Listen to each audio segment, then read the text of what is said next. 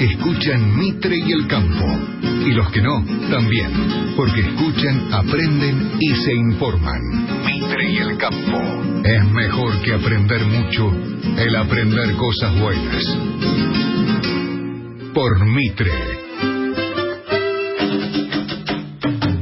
8:12 de la mañana, vamos a hablar de legumbres. Hoy es un alimento que está prácticamente en la semana. Bueno, yo me refiero a la mesa semanal, porque los jóvenes han empezado a consumir mucha más legumbres, ¿no? Con estos negocios que los va viendo uno y que se van desarrollando en la ciudad de Buenos Aires. Hoy es el Día Mundial de las Legumbres y podemos recordar algo.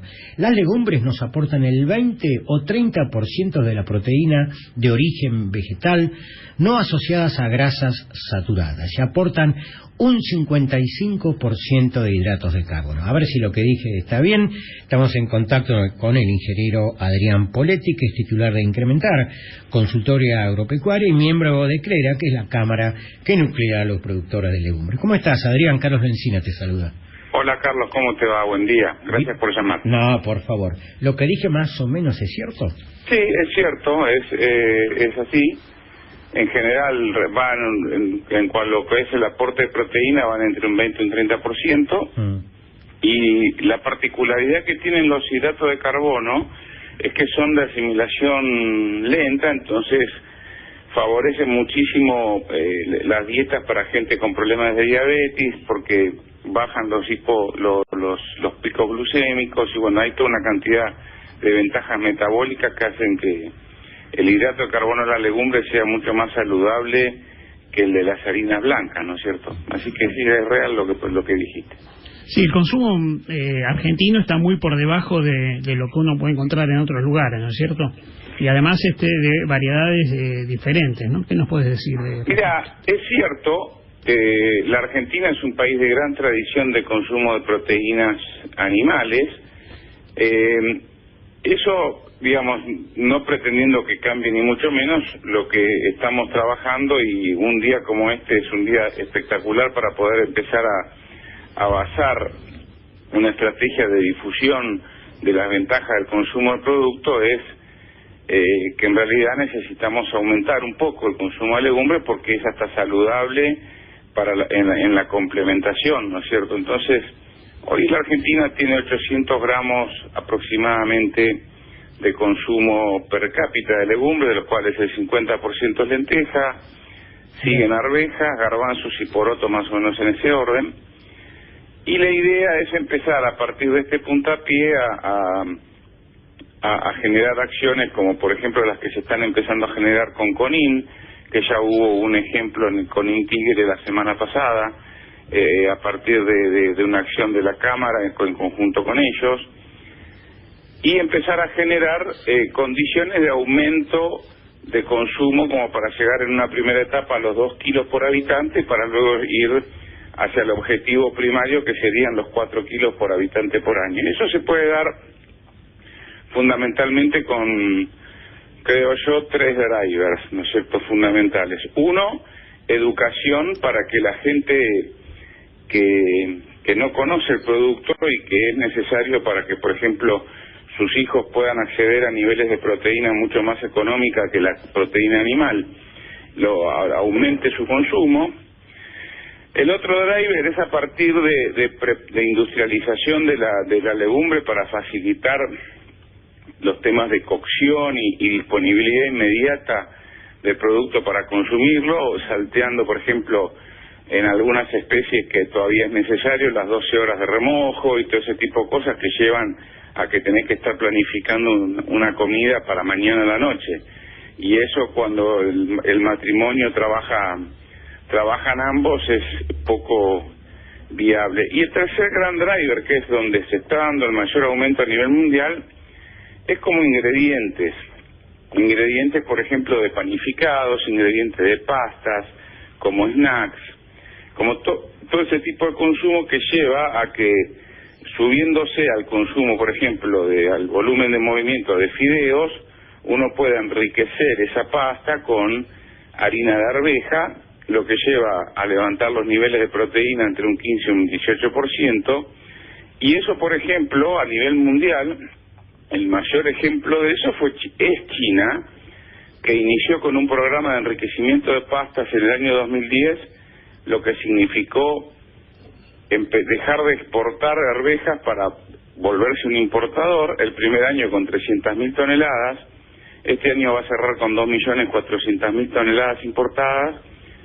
y yo calculo que para julio del 2020 pasa a los 3 millones de toneladas. Y todo eso va a enriquecimiento de pastas para mejora nutricional de los chicos fundamentalmente, y bueno, de la gente con menores recursos. Entonces, creo que esos son los 3 grandes drivers que tenemos que atacar de acá en adelante, en un plan de a 2 o 3 o 4 años más o menos, como para poder ir con difusión y con aproximando el producto al consumo, poder levantarlo y duplicar por lo menos los consumos actuales. Hola Adrián, ¿cómo te va? Te saluda Gustavo López. ¿Qué tal? Encantado. ¿Cómo estás, Adrián?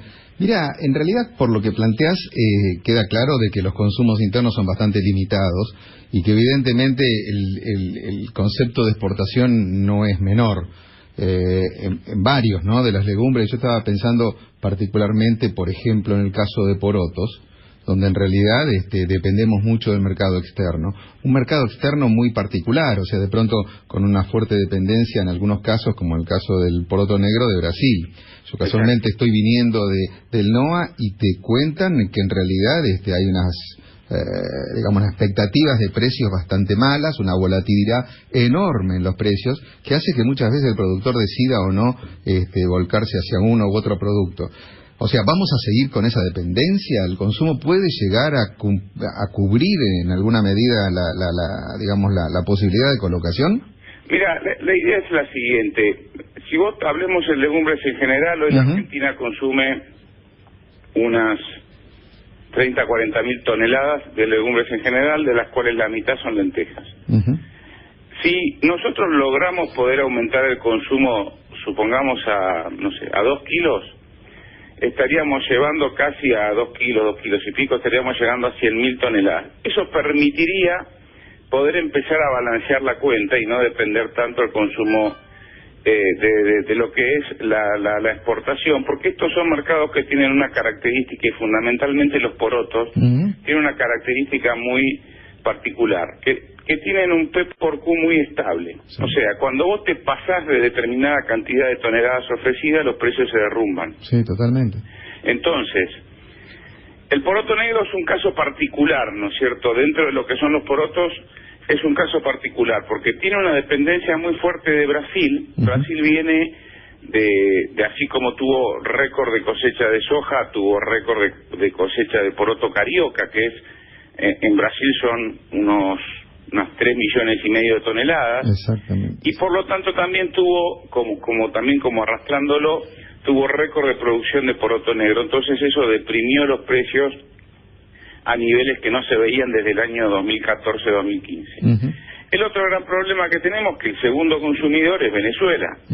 Ahora, Venezuela, con sus problemas, y con todo siempre Venezuela fue problemática, pero digamos, ahora no hace falta aclarar que es aún más, pero a su vez Venezuela está abastecida por un swap chino, en la cual, cuando ustedes ven que Venezuela le debe 70.000 millones de dólares a la China, en parte también todos esos 70.000 millones, por supuesto no son todos, pero hay una parte que es, entre otras cosas, porotos negros, ¿no es cierto?, que le abastece China directamente a Venezuela a pagar a 700 días.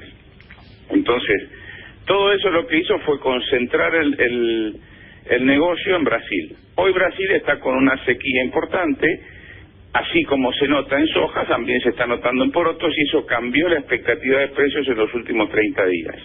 Entonces, ahora, lo que tenemos que ver es qué va a pasar con la safriña, ¿no es cierto?, de Brasil, que va a entrar en marzo-abril. Yo creo, en lo personal, que si se le está complicando ahora, están complicados de agua, es probable que puedan sembrar menos y que los precios se afirmen. Ahora, está pasando algo, volviendo al tema de Venezuela, está pasando algo muy notable, que uno empieza a ver que empiezan a aparecer países que no eran habituales de poroto negro. Empieza a aparecer España, empieza a aparecer Colombia, empieza a aparecer Ecuador, Perú y Chile.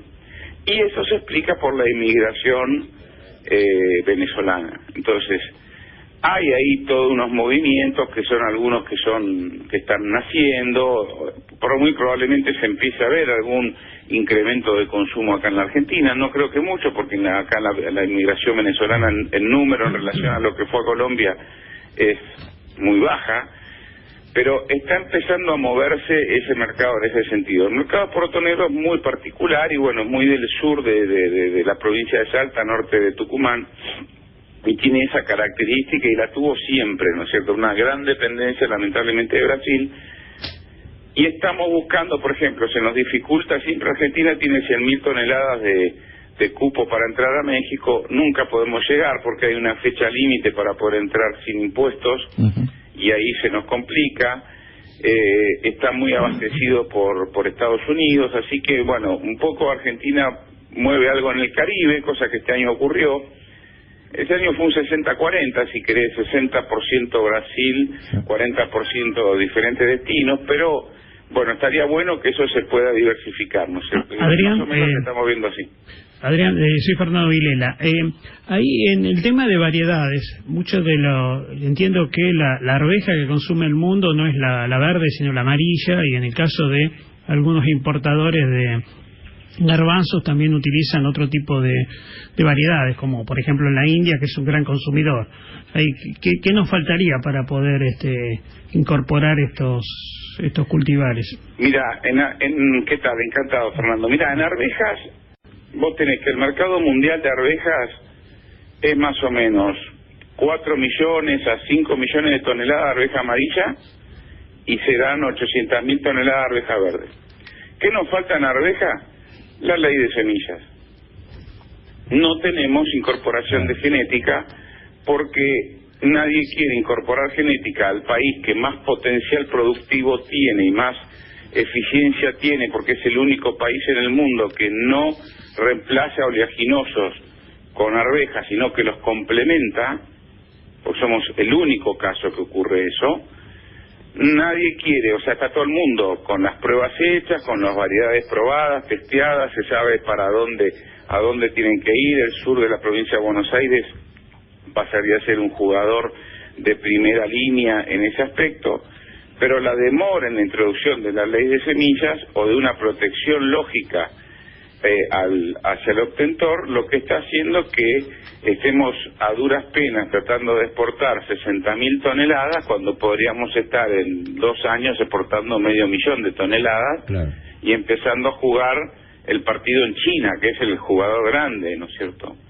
Adrián. Porque la India con los impuestos que puso, la India depende mucho de los monzones, tuvo 2 años de buenos monzones, cortó la importación. En cuanto a garbanzo, es verdad lo que decís, la producción y el gran comercio mundial de garbanzo sobre el garbanzo desi, que es el que más se produce en el mundo, se deben estar produciendo entre la India y Australia unas 12 millones de toneladas, es el que más se consume, y esa es una muy buena alternativa para lo que podría ser la línea de, si querés, de Río Primero hacia el este, ¿no es cierto?, donde tenía muy buena productividad, pero lo mismo, de nuevo chocamos con la obtención, el reconocimiento a la genética y todo ese tipo de cosas, que es un ancla que tiene cortándole el desarrollo al sector. La verdad que es una lástima, claro, que todavía sigamos dando vuelta con eso.